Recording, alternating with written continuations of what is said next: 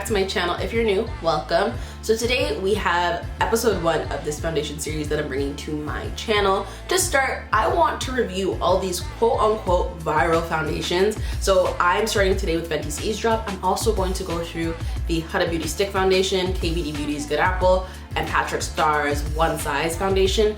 I just have been seeing like advertisement upon advertisement, review upon review, and they've all been positive. So I'm just kind of like, are the girls really giving us gold? Are they giving us all this foundation help?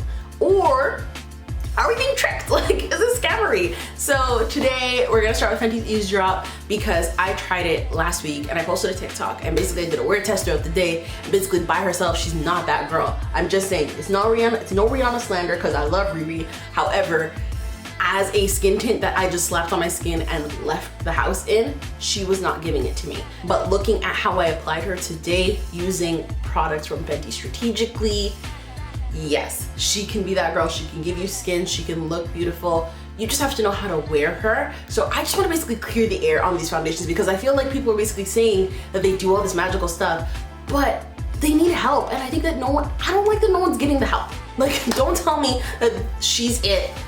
I spent my money. Like, she better give what she's supposed to give or else I'm gonna be upset. Also, at the end of this video, I just go into a little bit of tea on some questions people ask me on my Instagram, just to know like, how does foundation, like what's the best natural finish foundation? Like, does this help with wrinkles? Things like that, little questions that people ask me. Basically a Q&A on foundations. So I added that to the end of this video so that you could basically know and establish whether this is the girl for you or no. If you wanna see my full review on Miss Fenty's Eavesdrop foundation, because she is a foundation, she's not a skin tint to me, girl, then just scroll down, hit the subscribe button, join the Nat G gang, and let's get into this video.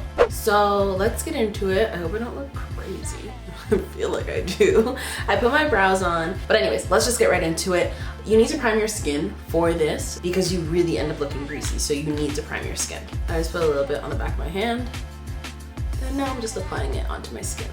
And you can see like it really like is not a heavy foundation at all, but I think the thing that we need to keep in mind with this one is it is a foundation. When I saw this, I was like, oh, this is gonna be great for like every day. This is gonna be great for people that really aren't in foundation. And while it is a very like light coverage skin tint, like it says, it is a foundation. It still needs everything that a foundation needs. It's not a skin tint in the sense like, oh, it's like a tinted moisturizer where I can just put this on and my skin's not gonna look crazy. Like, if you think about a moisturizer, what happens when you put it on?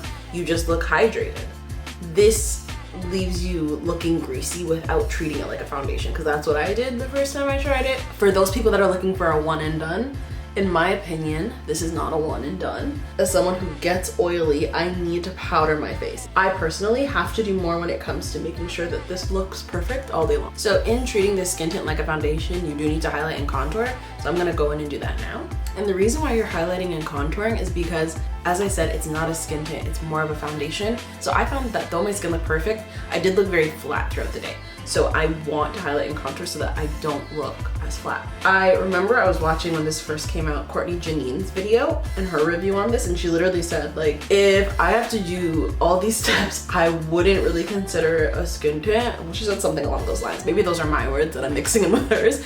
But having tried this, I definitely agree that it's more of a foundation. It's more of the lightest foundation you could possibly buy than something that I could just use on the go. It might be a skin tint in the words or the definition, the technical definition of a skin tint. And y'all know I love Rihanna, so this is not slander. I'm just keeping it real and I'm telling you how it is, because I'm one of those people that, although I wear makeup and I'm good at it, I want a quick fix too. Like, I want to be able to just go outside and not have to do too much. But to me, you still need to put in a little bit of work. Like, you're not just gonna get perfect. Like the way people were, I was watching the tutorials, people were just slapping it on with their fingertips and going, and I'm like, okay, let me do it. Like, we can't wear it like that. It's not practical. Some people, dry skin people, probably will be fabulous, look great. But for me, it was a no. So now we need to set everything. So that was also something that I tested was, do I need to set this Can I just walk around with it by itself? The answer is no, you can't walk around with it by itself. You need to set this with some sort of powder. So today I'm gonna layer it with the Fenty Powder Foundation because it's supposed to be a very, very light foundation. Before that though, I am going to use a bit of the Pro Filt'r Setting Powder in Honey just to highlight my under eye because I'm one of those people that I like a brighter under eye. I have eye bags, so I need those things to be balanced or else I'm gonna look crazy. Okay, so this is the finished look. I just went and topped it with some Diamond Balm as highlight, and then I went ahead and also used some setting spray. And I feel like we're definitely giving skin, but there are steps that we had to take, and I think that that's just the message that I want to get out there. I don't mind this product. It's by no means my favorite thing that Fenty has dropped, just because of the work that I have to put into it. However, do I think it looks very much so like skin?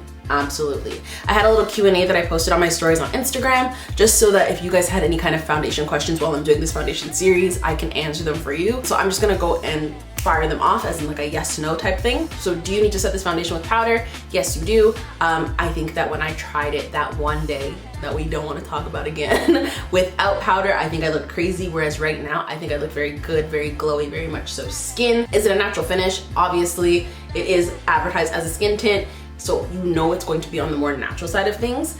It looks good. Look at this. It looks like skin. I think I look really, really good. If you are someone who's looking to hide texture, I don't recommend, especially like someone like me, like I have wrinkles, I have eye bags, so I need my foundation and my concealer to be full coverage in order for me to hide all of that. But do I think this is good for like a day where I'm going natural, where I'm going dewy, where I'm going glowy?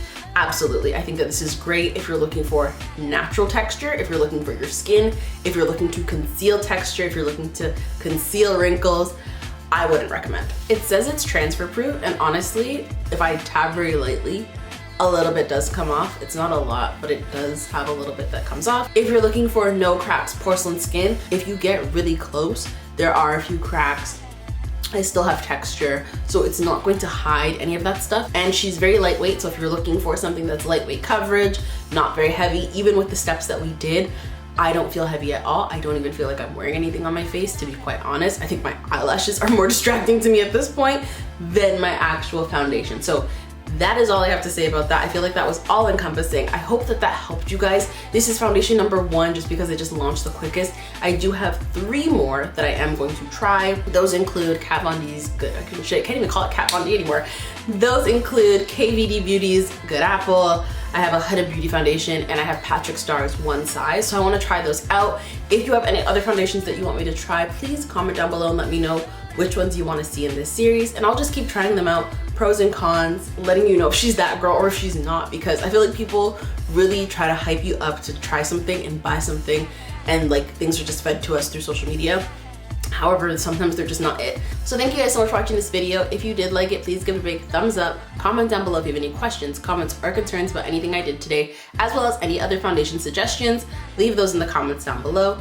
And as always, subscribe to me. You pay my bills, right? Again, thank you guys so much for watching, and I'll see you in my next one. Bye.